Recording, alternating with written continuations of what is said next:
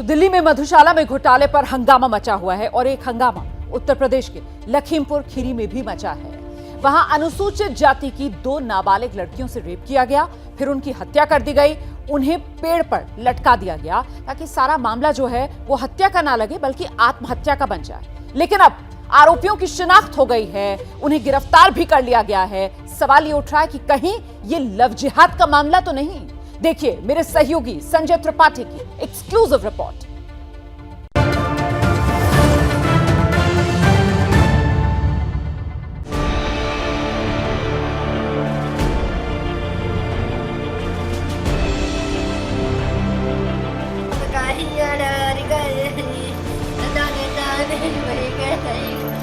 हमारे हाथ लग गया घसीट कर रखा था बिटिया हमारे छीन गई तक उल्टा बयान करती हैं ना सुनवाती हो तो हम जाए रहे हमका थोड़ा समझ नहीं हम जाती हाँ हम जइबा थोड़ा समझ नहीं थोड़ा हमका हम जइबा ये नहीं हुई सुनवात कुछ हम गरीब है ना।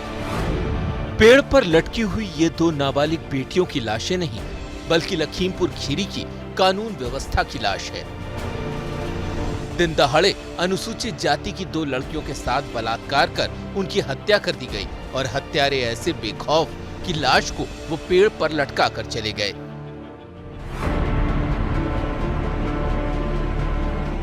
सत्रह और 15 साल की 2 बेटियों की लाशें इंसाफ मांग रही हैं। अपनी बेटियों की निर्जीव काया को पेड़ पर यूं लटकते देखना एक माँ बाप के लिए कितना दर्दनाक होगा, इसकी कल्पना कर पाना भी मुश्किल है।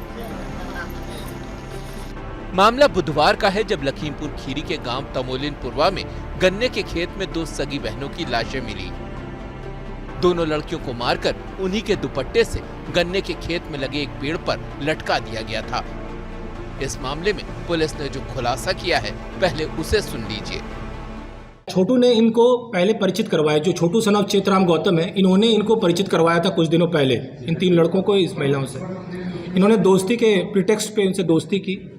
कल दोपहर के समय वो मोटरसाइकिल लेकर के गांव में आए थे ये तीनों लड़के और लड़कियों को बहला के ले गए। इनको पहले खेत में ले गए, वहाँ इनके इच्छा के विरुद्ध इनसे शारीरिक संबंध बनाए। महिलाओं ने उनसे शादी करने की बात कही और वो इस जिद पे अड़ गई कि हमें शादी करनी है। इस बात से शुद्ध होके लड़कों ने गला दबा करके उनके कथनानुसार चुन्नी दुपट्टे से गला कस के उसकी हत्या कर दी। पुलिस ने इस मामले में 6 आरोपियों को गिरफ्तार किया है। छोटू, जिसका नाम परिवार ने एफआईआर में दर्ज कराया है, वो पीड़ित परिवार का पड़ोसी है। इसके अलावा जुनैद, जिसके बारे में पुलिस का कहना है कि मरने वाली बड़ी बहन के साथ उसके रिश्ते थे, पुलिस ने उसे मुठभेड़ के बाद गिरफ्तार किया है। तीसरा आरोपी है सुहेल। पुलिस के मुताबिक छोटी बहन के साथ सुहेल का रिश्ता था।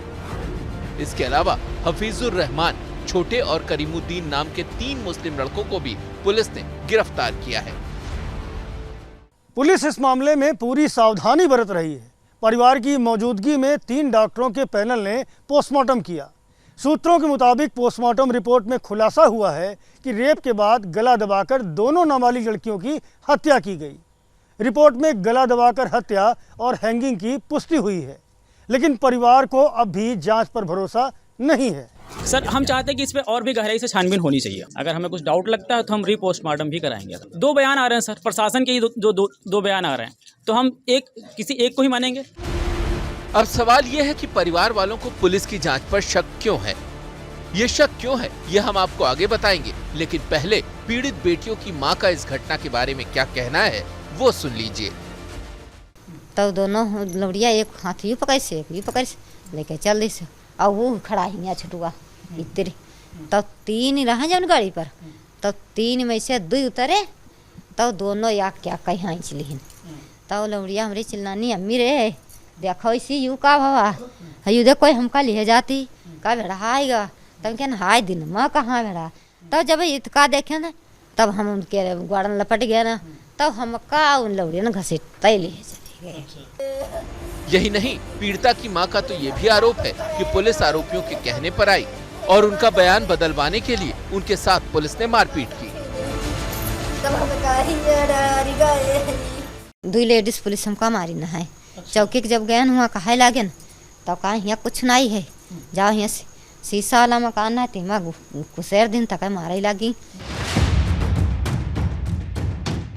पुलिस और पीड़ित परिवार की थ्योरी में क्या फर्क है उसे भी समझ लीजिए।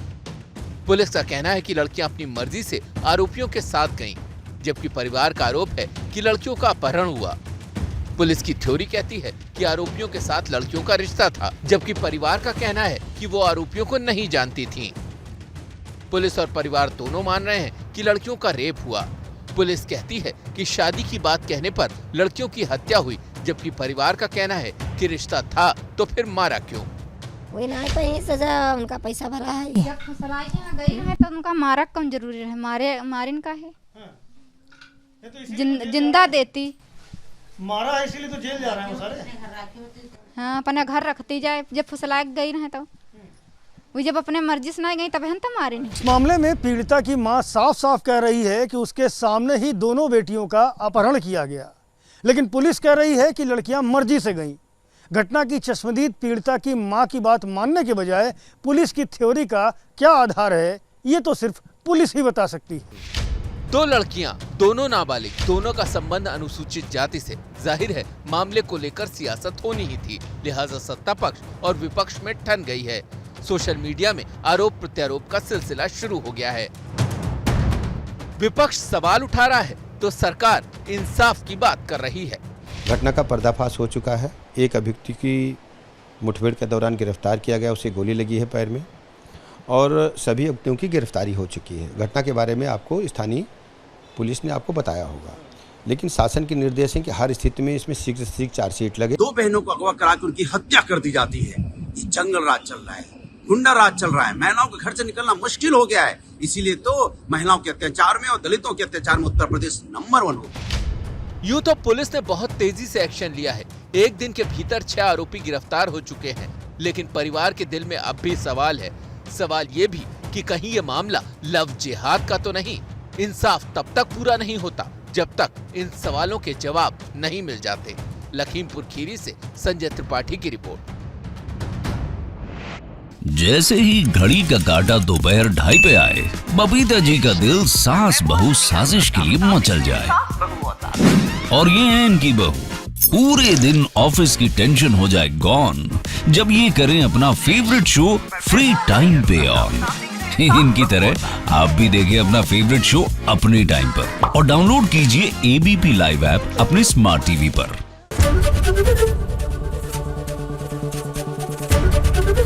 एबीपी न्यूज आपको रखे आगे।